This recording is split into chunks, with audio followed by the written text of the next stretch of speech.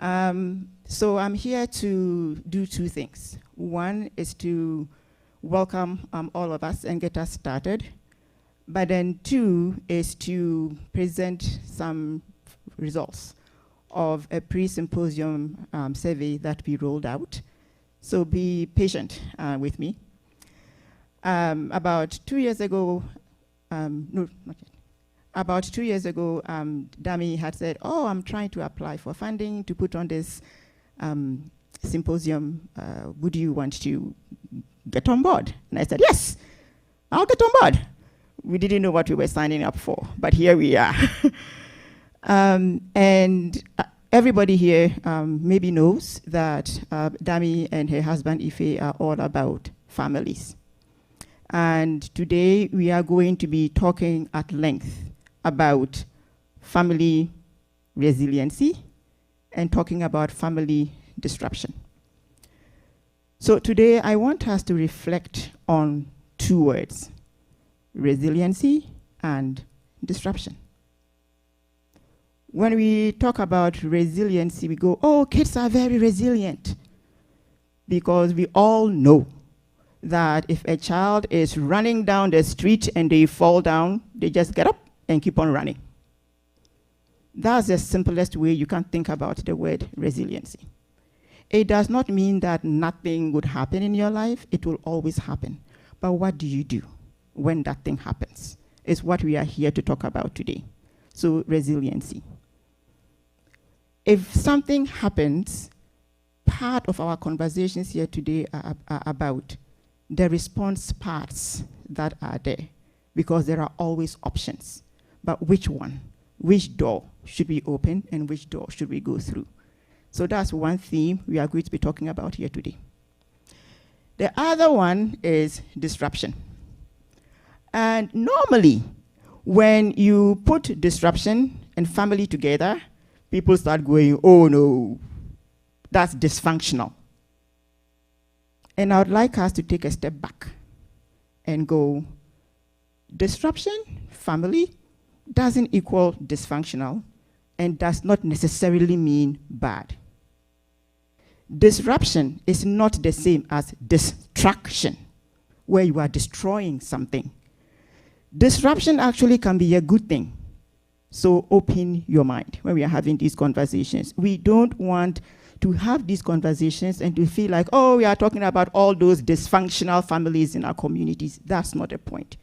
We are talking about disruption that happens when families move from one part of God's beautiful earth and come to Canada. Some people's families would never think that they will be disrupted based on where they are coming from. Then they get here, the dynamics are different, the environment is different, the people are different, the culture is different, we have more money, less money, all these things going on, and all of a sudden, the dynamics that you are used to are not the ones you are living. That is disruption. Could be good, could be bad. So today, we are wanting to reflect on the disruption that happens in our families when we move to this beautiful land. Some of it could be bad. Let's lean into it, because we don't want our disrupted families, because we move to this land, to become destroyed families. We don't want that. So keep your mind open. But if as part of the conversation, some disruption comes, and then people realize, oh, that was a good thing. We wouldn't have been able to do this in Ghana, where I am from. That's a good thing. So we are going to be talking about those two things today. So I would just like to very, very formally welcome all of you to the slew of conversations we are going to have.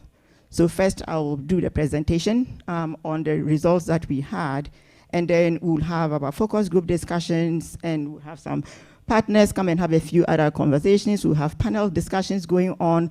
There is a lot. If you are one of those people that likes to take notes, take out your notepad and start writing. It is okay to collect all that information, because you might want to reflect on it later on, so that this forum is not an extractive forum where you came and gave and gave and gave and gave and got nothing back. If something is said that really is resonant with you, take it and live with it. That is what the family advocates can give you. for coming here today. So you are all very, very, very welcome. I'm glad, Ife, that you were talking about how you say welcome in different languages. Okay. So in my language, no, you were saying hi. In my language, which is Napt. Napt is a language from northern Ghana. All the speakers are maybe 20,000. It's not a very known language, but it's a beautiful language, just like me standing here in my cowboy boots. So I'm going to get everybody to practice saying welcome in my language. And it's not very hard. Say Yezan. Yezan. So Yezan in my language means welcome. So everybody, welcome to this big forum.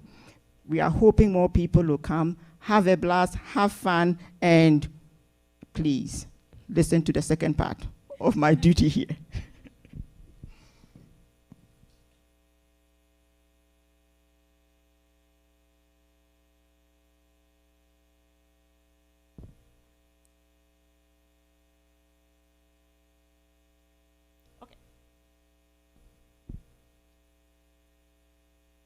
Okay, so as I said, I'm going to be doing two things. First one done. Second one is to present these results to you for the pre-symposium survey that we had. When Dami conceived this idea of doing this symposium, we wanted to have various levels of conversation so that the information that we collected was progressive and cumulative. So everything that is done before informs what we do next. And so it's possible that some of you participated in this survey, and this is what we will call our report to community. It is a very important thing for people to know what the bird's eye view looked like for what they participated in. So if you did participate in this, this is our obligation for you to know what you actually participated in. So we are going to be doing two things. One is to talk about the adult data that was collected, because there's a conversation about adults, and then there's a conversation from the youth perspective. And the point is just to, like I was suggesting earlier on, talk about the fact that this is part of the procedure for the whole work that we've been doing. And it is our ethical obligation to report back. So check, we've done it. The second thing that these results are supposed to do is to give us jump-off points, things that you can begin to think about or talk about in the various groups that probably will be sitting in your blind side the whole time, but then this might give you something to begin to talk about, extend, whatever you want to do with that information. So first of all, we looked at all of the people that, participated in our study. And as you can see, there's always women running around, doing everything, which is fair. The world has more women than men. So then if you do things and there are more women represented, yay, there we go. Anyway, so there is more women that participated in this. And as you can see, the age range there, 35 to 44, are the ones that, participated the most. Our N is approximately 45. I'm using approximate because some questions were not answered by everybody. So it fluctuates back and forth, and it's important that you know that, because then if we don't, you think every slide is 45 respondents, which wouldn't be true. And then we have 76% of the people who are married, and there is 44% that have children, families. Hey, they were like, you know what? I want to go talk about families. And then 29% reported having no children. And as an African, I'll just add, yet. And then some had 3 to 5 children, 24%. So it means that for when we are reporting this data, it is actually situated within families. We don't want to say, oh, we are reporting data about families, and people that don't have families are the majority of the people talking. We have a problem. We have an alignment problem. So it is a very good representation of the community generally, because then we are getting insights that may be very different from a person that is steeped in running a family. So that's a good thing to know. Then we were trying to talk about the immigration background of the people that came. As you can see, oh, too bad. No, go back. There is quite a few people that have been here 10 years plus. So there is some benefit to that. But then there's also a few that answered, just here, not too long. And that perspective from people that have been here a long time and people that have been here a shorter time is very important. We don't want skewed data. And yeah, I am about to just, go off my Nigerian friends. Can you see that disproportionate representation there? What's that all about? And I'm looking down here, Argentina, China, Haiti, Jamaica, Korea, Kenya, Pakistan, Saudi Arabia, Scotland, Zimbabwe. Where are the Ghanaians? Like, seriously? Anyway. But those are the countries that participated in collecting the data, generating the data for us. And that is an important thing to do because we don't want the data to come from just one demographic. This is about the family advocates. It's not the Nigerian advocates. It's not the youth advocates. It's not the married people's advocate. It's a whole long line of demographics. So it's important that this information is out there. And then we wanted to just take a snapshot of some of the things that people reflected on when it comes to what makes a family successfully immigrate to Canada. Remember, you can be stable in your country and you come here and you realize, oh my God, the ingredients are not lining up. Or you can be really struggling wherever you came from and you get here and the ingredients are really lining up and you go, oh, this is the best thing I ever did. But we do know within the immigrant newcomer community, more than a fair number of people regret moving here. So what's happening? So this is where we are talking about those that, made a reasonably good transition into Canada. Relationship with extended family is, one of the factors. I'll jump to cultural and religious practices. That kind of would contribute to their ability to settle here properly, and properly is the wrong word, successfully. You are getting support from friends, community organizations, employment stability. Employment stability is a big one. If you move from one place to another and you don't have a job, it does not matter how beautiful the land is. You wouldn't see any beauty there. So it's a very good one to talk about. And then there is something to do with access to relationship education. So there's a whole spread of reasons why families feel that they transitioned well into Canada. Think about your own family. Which one resonates with my family's experience? Which ones resonate with my family's experience? Then we can talk about the challenges. We are academics. We just don't talk about all the nice and rosy. We have to talk about the bad things so we keep ourselves in business. Okay, so when it comes to relationship challenges, as you can see, work-life balance is a very big one. Some of you might begin nodding, yeah, I can see how that is working, because when I was in Saudi Arabia, I just had much more leisure time, and I thought if I go to Canada and I have a little bit more money, I can have more leisure time. And then you get here and realize, oh, what happened? So work-life balance is a very big one. And then there was like cultural differences. Everybody in this room knows that. When I first came here, I never had drank a cup of coffee before. And then one day I was walking around and I saw myself in the line at Tim Hortons and I got, what am I doing here? Cultural differences. And now I'm not a coffee drinker. Well, occasionally, I enjoy the good stuff. So things like that. So what are the various cultural differences that your family has experienced, lived, that contributed to your resilience or that challenged your family's resilience? We do want to talk about some of those things. Another big one was systemic institutional racism. That's also a very big one. I'm sure there'll be a whole range of experiences in the room. We are not going to assume everybody has experienced racism. So some jump-off points for you there.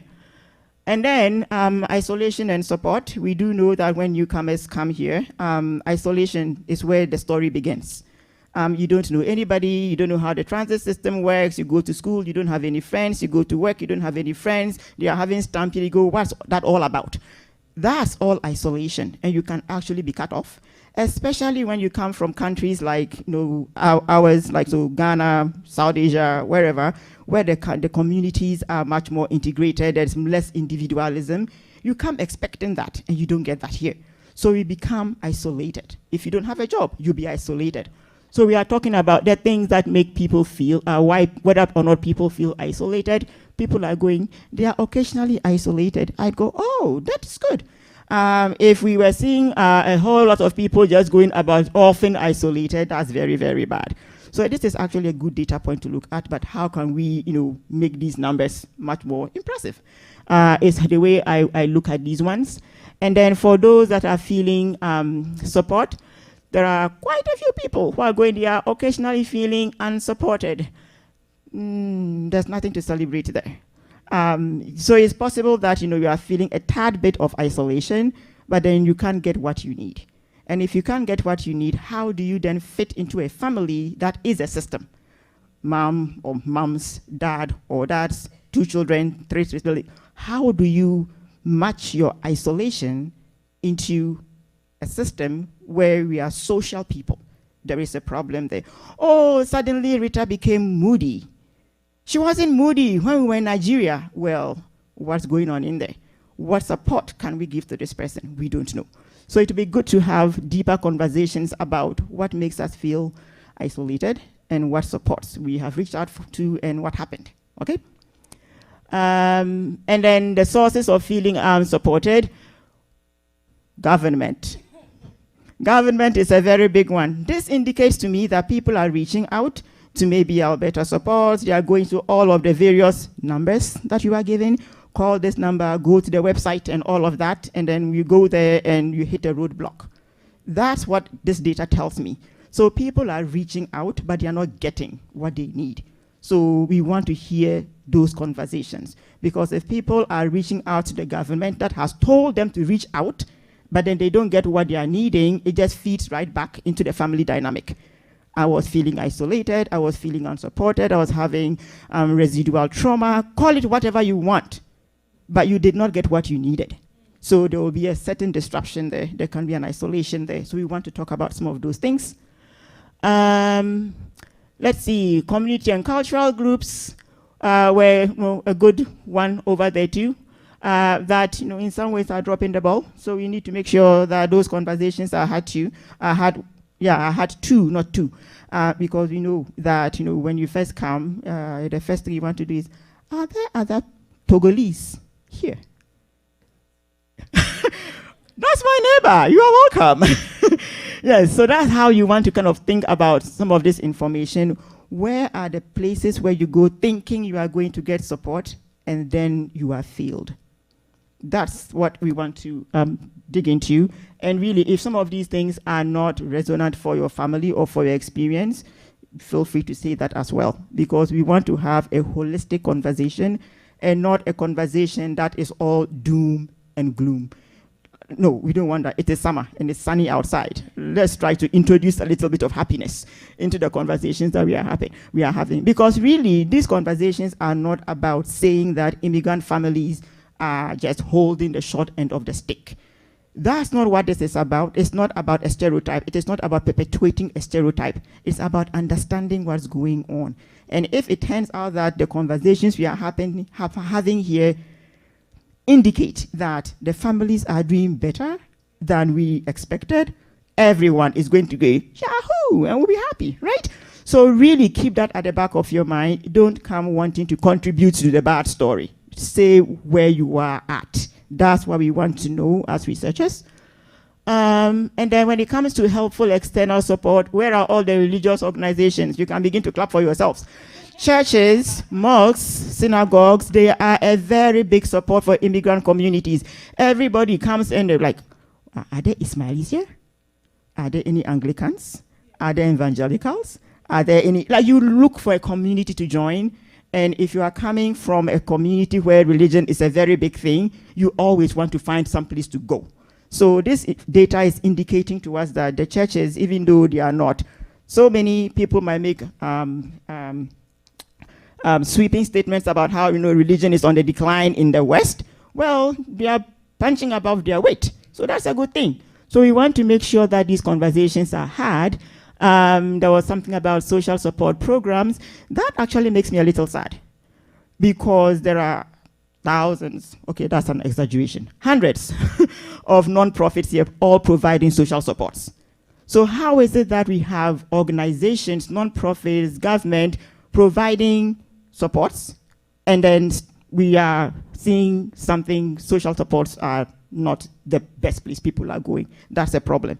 So we want to hear those kinds of stories. Like, how is it that there are so many nonprofits providing social support programs for youth, seniors, adults, you name it, somebody is there serving them, and yet it's not resonating. And then the youth, we got 22 people coming. There was some data that was not usable, so just so you know. And then we had, people from countries, quite a few countries. Burundi, China, Colombia, again, is running the whole gamut, so it's not, concentrated to one group of people. Democratic Republic of Congo, earlier on. Oh, Jenny, you are represented. Good. Kenya, Nigeria, Rwanda, they are all over the place. So we want those, that's who was representing from the youth side. From the youth point of view, if they are to settle successfully, they were reporting that education is one of the big ones that helps them to settle properly. And we hadn't specified, is it elementary, is it, secondary, is it tertiary? It was just, what is it? That helps you to feel supported. And then friends and social connections. This is important because youth at that age are all about your friends. So if you come and you don't have friends, we have a problem. So if there are youth in here, we really want to hear much more about what makes you feel supported, so we can start having the conversations from those places where there is a stronger anchor, as opposed to a place where it is a deep pit and we'll be digging way too much. Sometimes it's just good to look on the brighter side and you already have some wind in your sails. A few more slides and we'll be done. The deepest challenges that the youth are facing, cultural differences is a very big one, just as we were seeing with the adults as well. And that would make sense, especially if you came as a teenager, right? You were living a certain lifestyle back in DRC, Zimbabwe, India, wherever, and then you get here and suddenly realize that that has shifted a little bit. Things that you thought you knew, you don't know anymore. You make more faux pas than you were doing in your country, and then you start feeling unsure, and you get some public or peer feedback that takes down your ego a little bit. It can feed back into the family, and suddenly your dad is going, "What's wrong with you?" We don't want that "what's wrong with you" question. So yes, what are the cultural differences and how actually are they manifesting? So it's not enough to just go, "Oh, cultural differences are dressed different." What goes on when conversations about those happen? That's the interesting thing, because as for the factors, we know them. But what's the process behind that makes you feel added, feel disequilibrium? All of those things is the how that is important. So when we start having the conversations in the focus groups, those are some of the questions we'll be unpacking. What else was there? Oh, making new friends. Oh yeah, we had talked about friends before, so I wouldn't belabor that point. There is something to do with discrimination. We had seen it in the other slides as well for the adults, where racism came up as well. So how does racism feed into your family's feeling of disruption, and how does that even make you feel a little bit more resilient? I'm very much on both sides of the conversation and not just looking at the one side. Okay, potential sources of help. Job career guidance is a big one for youth. No surprise there. Even youth that grew up here are having trouble finding jobs. So if that is the one thing that we should begin to look at for new immigrant youth, just to help them and their families gel together properly, then we should be doing that. And it is not enough just to say, "Oh, this is how to write a resume," and go to a career fair, because we know the cultural differences are there. So you just don't send me to a career fair and go get a job. I'll come back without a job, and then I'll have a problem. So we want to have those conversations too. And What would they want to change about their immigration experience? Just so you know, this is the very last slide. So just in case you are getting a little bit like, when is she going to be done? This is it.